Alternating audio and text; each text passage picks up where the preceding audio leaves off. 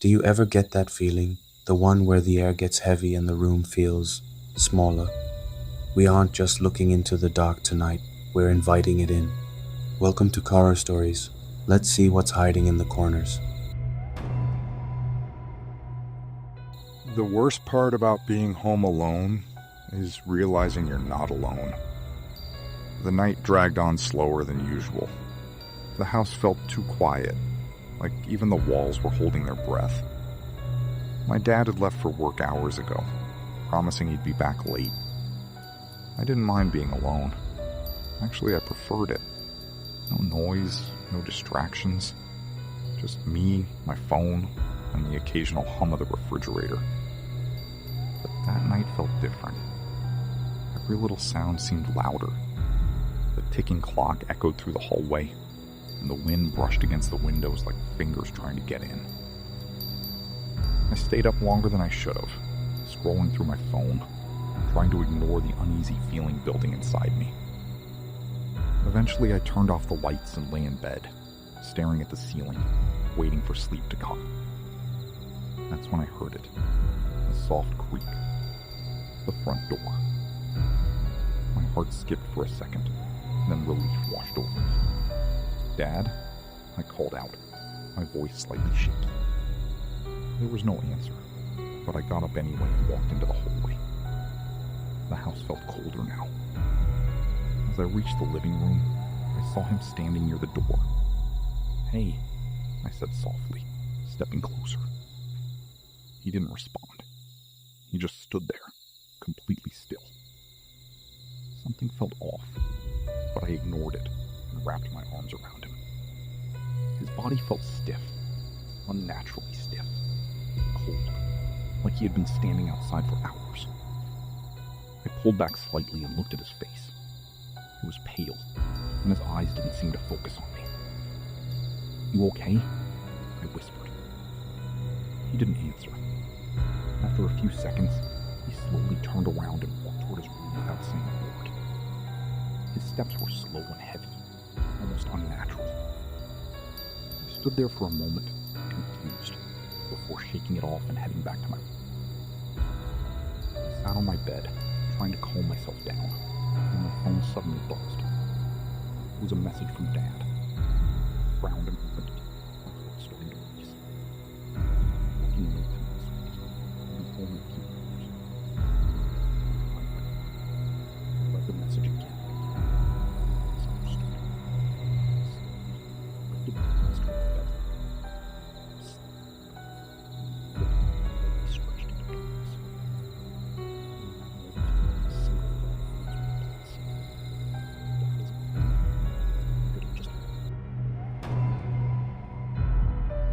A teenage girl comes home from school.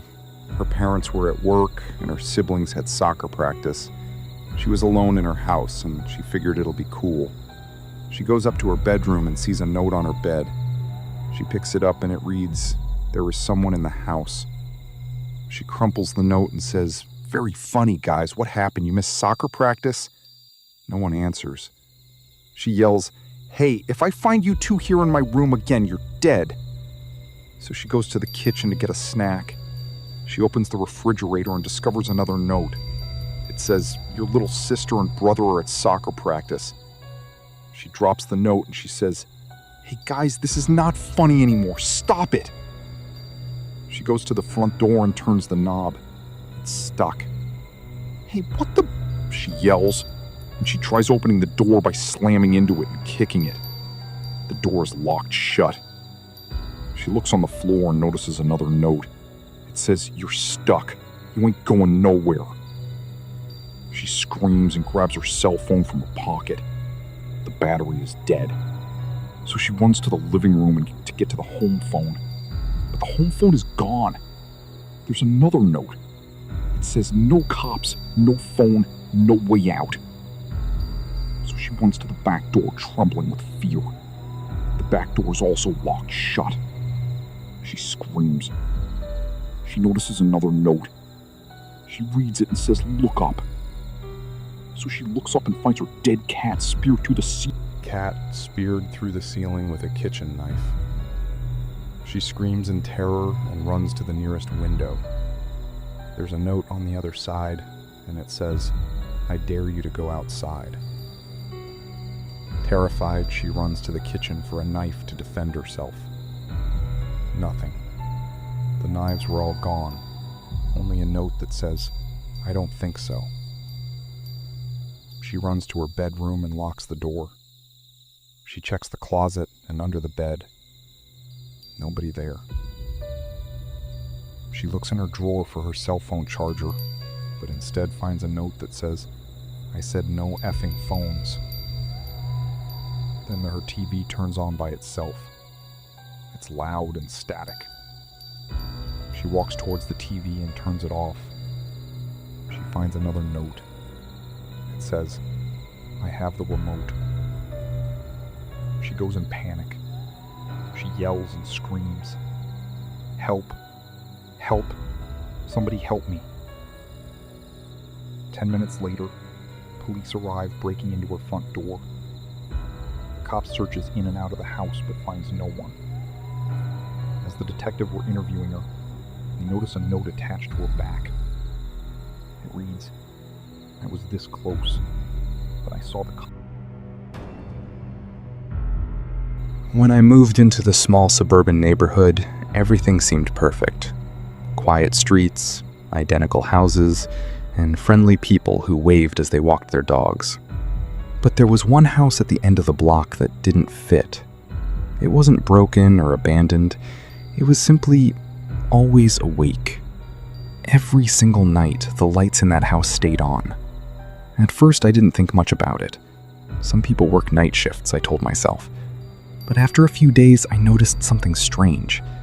The same silhouette stood near the window every night. It didn't move much, just stood there, as if watching the street. Even at 2 a.m., when the neighborhood was completely silent, the figure remained. I started feeling uncomfortable walking past that house, especially when I felt like someone was staring directly at me. One evening, I asked my next-door neighbor about it. She paused for a second before replying, "Oh, you mean the man in number 14? He's different." When I asked what she meant, she just shook her head and said, "People say he never sleeps." Then she quickly changed the subject. That response only made me more curious and nervous. Over the next few nights, I began paying closer attention. The man never turned off his lights. Sometimes I'd wake up at 3 a.m. and see him standing in the same spot. One night, I even saw him outside, slowly pacing his porch, looking up at the sky. His movements were stiff, almost unnatural, like someone pretending to be human. Then came the night that changed everything. I couldn't sleep, so I sat by my window around 1 a.m. Suddenly, I saw the man staring directly at my house. He wasn't just looking, he was smiling. A wide, unnatural smile that didn't reach his eyes. My heart started racing. I stepped away from the window, trying to calm down. But when I looked again, he was gone. A few minutes later, I heard something outside my door. A slow, deliberate knock. Knock. Knock. Knock. I froze. No one visits at that hour. The knocking stopped, and I heard faint footsteps moving away. I didn't open the door. I couldn't. My hands were shaking too much. The next morning, I checked my porch. There was nothing there, except a small piece of paper. It read, "You should try staying awake tonight." That night, I didn't sleep. I kept my lights on, staring at the clock as hours passed. Around 4 a.m., I accidentally dozed off for just a few seconds. When I woke up, my room felt colder, and then I noticed something that made my blood run cold. Across the street, the neighbor's house was completely dark for the first time since I moved in. In my window, reflected behind me, I saw a figure standing still, watching me, wide awake. Ethan Cole had always preferred being alone. At 17, he had no interest in parties, friends, or even stepping outside unless absolutely necessary. While other kids his age were out living their lives, Ethan stayed locked inside his room, surrounded by screens. His world was simple: video games, his phone, and silence. He liked it that way. No distractions, no expectations, no people. 2 weeks before everything happened, Ethan and his parents had moved into a new apartment complex just outside Portland, Oregon. It was a quiet place, surrounded by tall trees and narrow streets that seemed almost empty at night. During the day, it felt peaceful, but as evening fell, the silence became heavier, almost uncomfortable. Ethan didn't pay much attention to it at first. As long as he had internet and his own space, nothing else mattered to him. Still, there was something about the apartment that felt off. It wasn't something he could explain, just a strange feeling that crept in when everything went quiet. It didn't feel like normal silence. It felt like something was always there, just out of sight, waiting. One Saturday evening, Ethan's parents were invited to a small party in another unit down the hall. They tried convincing him to come along, saying it would be good for him to socialize a little, but Ethan refused without even looking up from his phone. He barely acknowledged them as they left. A few moments later, the front door closed, and the apartment fell completely silent. For the first hour, everything felt normal. Ethan sat in his chair, fully focused on his game, the sounds in his headset filling the room. It blocked out everything else, keeping him comfortable in his usual routine. But suddenly, without warning, the Wi-Fi cut out. The game froze, and the noise disappeared instantly, leaving behind a deep, unsettling quiet. Ethan pulled off his headset, annoyed at first, but then he noticed something strange. The silence felt different now. It was heavier, almost suffocating. That's when he heard it, a faint knocking sound. It wasn't coming from the front door. It was coming from somewhere inside the apartment. He froze, listening carefully. The sound came again, clearer this time. A slow, deliberate tapping, like someone knocking softly on wood.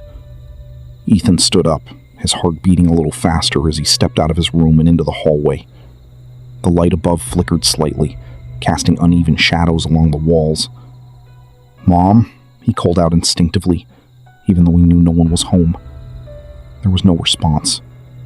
The knocking stopped, and the silence returned, but it felt worse now, as if something had noticed him listening. Trying to calm himself, Ethan checked the front door. It was locked. He walked through the kitchen, then the bathroom. Nothing out of place. Everything seemed normal, yet the uneasy feeling wouldn't go away. He told himself it was probably just the pipes or something settling in the building. As he turned back toward his room, he suddenly stopped. His bedroom door was closed. He was sure he had left it open. A cold feeling ran through his body as he slowly stepped closer. The air felt colder on the hallway now, almost unnaturally so. He reached out and touched the doorknob. It was warm. Ethan immediately pulled his hand back, his breath catching in his throat. He hadn't been inside his room since the Wi-Fi went out. There was no reason for the handle to feel warm. Before he could think further, the knocking sound came again. This time it was unmistakable. It was coming from inside his room. Panic hit him instantly. He stepped back, shaking his head as if trying to convince himself it wasn't real. He grabbed his phone, but there was no signal. The hallway light flickered again, then suddenly went out, plunging everything into darkness. In that darkness, Ethan heard something else. Not knocking anymore. Breathing. Slow, heavy breathing, coming from just behind the door. Then, without warning, the handle began to move. Slowly, the door creaked open, just a few inches. The darkness inside his room seemed deeper than it should have been, like it was swallowing the light around it. Ethan couldn't move. His body felt frozen in place as he stared at the small gap in the door. And then he heard it. A voice. Soft, almost gentle, whispering from inside the room. "Why did you leave me alone?" That was enough. Ethan turned and ran. He didn't look back as he sprinted down the hallway, out of the apartment, and toward the elevator. His heart was pounding as he repeatedly pressed the button, desperate for the doors to open. But just before they closed, he heard something behind him. Footsteps, slow and dragging, moving closer with each second. Later that night, when his parents returned, they found the apartment door wide open. The lights were off, and Ethan's phone was lying on the floor, still recording. In the background of the recording, there was a voice. It sounded like Ethan, softly whispering from inside his room, even though he was never found.